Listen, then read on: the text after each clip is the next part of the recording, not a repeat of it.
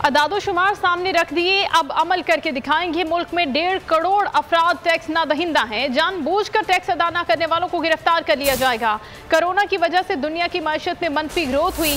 20 अरब dollar का budget खसारा मिला था, जिसकी वजह से हमें IMF के पास जाना पड़ा।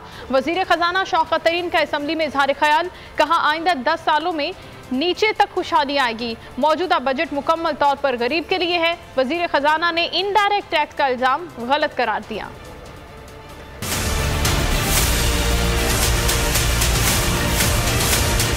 गाड़ियों में आलमी सतह की जदीद ट्रैकिंग नंबर प्लेट्स लगाई जाएं। तमाम कानून नाफिज करने वाले इदारों की मुशावरत भी होनी चाहिए। सिंध की गाड़ियों में जदीद ट्रैकिंग नंबर प्लेट्स लगाने की राह हमवार, सिंध हाई कोर्ट का बड़ा हुक्म जारी। फैसले में वजारत दिफा के मातहत इदारे को जदीद ट्रैकर नंबर प्लेट्स का टेंडर दुरुस्त करार। टेंडर में इस्तिस्ना देने के खिलाफ निजी कॉन्ट्रैक्टर की दरख्वास्त मुस्तरद कर दी। सिंध हुकूमत ने दौरान समात मौकफ अपनाया। FRID नंबर प्लेट्स बनाना हसास काम है। हसासियत के पेश नजर ये tender national radio and telecommunication corporation को दिया।